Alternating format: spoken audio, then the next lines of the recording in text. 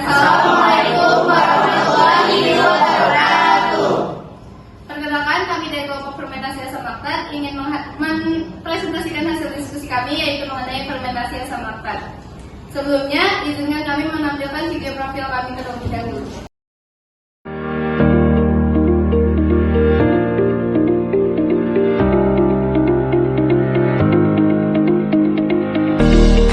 Assalamualaikum warahmatullahi wabarakatuh. Hello everyone, we are from Technic SDM Fermentation Group. Let's introduce ourselves. Halo everyone, my name is Delvariska Natalita as visitor. Hello everyone, my name is Riwahyuni as visitor. Hello everyone, my name is Yuni Badanasana as presenter. Hello everyone, my name is Muhammad Febrianto as presenter. Hello everyone, my name is Muhammad Mirza Saendra as visitor. Hello everyone, my name is Nada Sarkina as visitor. Hello everyone, my name is Saidar Syafiq Akmal as presenter. Jadi di sini kita menggunakan PPT atau PowerPoint dan juga poster. Kenapa kita pakai PPT dan poster? Karena menggunakan PPT kita bisa menjelaskan secara singkat dan juga menggunakan poster itu bisa menghemat biaya. Lalu di poster di PPT ini itu menjelaskan mengenai fermentasi asam laktat dan proses glikolisisnya. Kalau di poster ini menjelaskan mengenai proses fermentasi yang terjadi pada yogurt.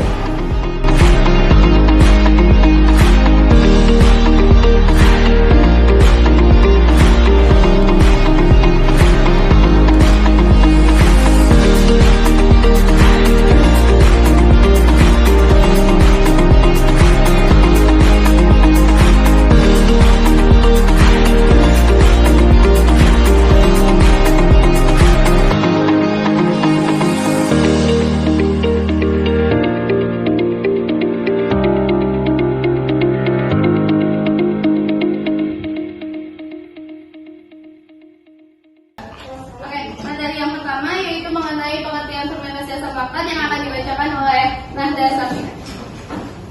Jadi fermentasi asam laktat itu adalah proses metabolisme yang dimana glukosa atau sukrosa diubah menjadi energi seluler dan laktat metabolit yang merupakan asam laktat dalam sebuah larutan. Selanjutnya akan dibacakan oleh Haidar. Fermentasi asam laktat terjadi pada makhluk hidup seperti manusia dan juga hewan mamalia.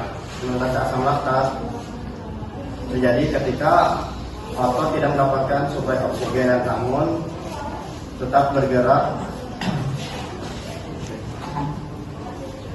Selanjutnya akan dibacakan oleh Belva. Inputnya ada glukosa, sukrosa, atau laktosa yang juga menjadi asam piruvat dalam proses glikolisis. Terus ada asam piruvat yang akan dihidrogenesis menjadi asam laktat. Terus ada outputnya itu asam laktat, fermentasi asam laktat yang mengubah glukosa atau sukrosa atau laktosa menjadi asam piruvat dalam proses glikolisis. Lalu asam piruvat diubah menjadi asam laktat.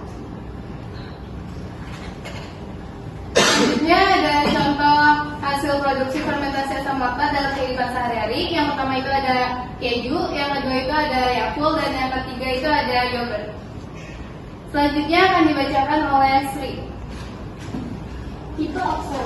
Fermentasi asam laktat itu terjadi pada sel-sel otot yang kekurangan oksigen untuk memberikan energi. Pembentukan energi melalui proses respirasi aerob.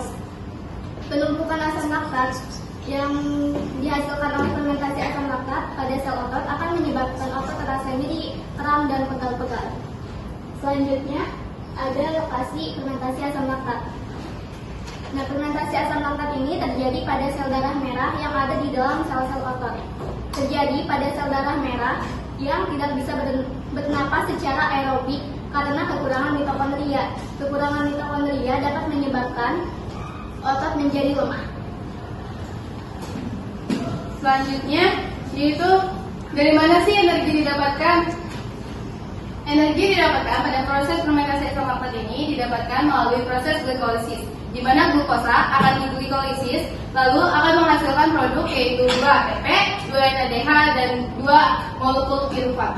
Nah, 2 molekul ATP ini merupakan energi yang dihasilkan dalam fermentasi asam laktat. Selanjutnya akan dibacakan oleh Merja. Role of ATP, fermentasi asam laktat menggunakan ATP untuk energi ketika manusia menggunakan laktatnya secara berlebihan. Nah, fermentasi asam laktat ini merupakan reaksi eksogenik dan menghasilkan ATP dari ADP plus P. Selanjutnya dibacakan oleh Farhan. Statement of reaction pada fermentasi asam laktat ini diawali dengan proses glikolisis. Glikolisis ini itu memecah satu molekul glukosa menjadi 2 pirufat dan 2 molekul NADH. Nah, selanjutnya NADH akan mentransfer elektronnya pada pirufat. Hal tersebut mengubah pirufat menjadi asam laktat. Selain asam laktat yang dihasilkan, proses tersebut juga menghasilkan NAD+ dari proses dehidrogenase. Nah, NAD+ yang diregenerasikan ini akan kembali melakukan proses glikolisis untuk menghasilkan energi berupa ATP dalam kondisi rendah atau tanpa oksigen. Selanjutnya ada proses fermentasi asam laktat pada yogurt, yaitu pada yogurt itu terjadi proses glikolisis. Laktosa yang ada di susu itu akan dihidrolisis di dalam sel bakteri beta-galaktosidase menjadi glukosa. Nah, di sini itu fungsi bakterinya itu untuk menurunkan kadar laktosa yang ada di susu. Lalu terjadi pelepasan satu fosfat pada glukosa oleh ATP sehingga terbentuk glukosa 6-fosfat dengan enzim glukokinase. Lalu si glukosa 6-fosfat ini mengalami perubahan gugus fungsi menjadi fruktosa 6-fosfat oleh bantuan enzim fosfoglukosamerase. Lalu diubah lagi menjadi fruktosa 1,6 difosfat dikatalis oleh enzim fosfofruktokinase. Lalu fruktosa 1,6 difosfat diubah menjadi 2 molekul gliseraldehid 3-fosfat. Lalu setiap molekul tersebut akan mengalami dehidrogenase oleh enzim gliseraldehid 3-fosfat dehidrogenase. Oleh bantuan enzim gliseraldehid 3-fosfodehidrogenase. Lalu menghasilkan juga NADH+ dan juga ion fosfat. Terbentuk molekul 1,3 fosfogliserat dan NADHH. Lalu hasilnya yaitu berupa bentuk ATP. Nah, lalu ATP yang dibentuk oleh bantuan enzim fosfogliserat kinase, molekul ini akan mengalami mutasi ion menjadi 2 fosfogliseral dengan bantuan enzim fosfogliseromutase. Lalu enzim enolase merubah 2 fosfogliserat menjadi fosfonol pirufat. Nah, yang terakhir itu lalu diubah dalam proses glikolisis yang terakhir diubah menjadi asam pirufat dengan bantuan enzim pirufat kinase.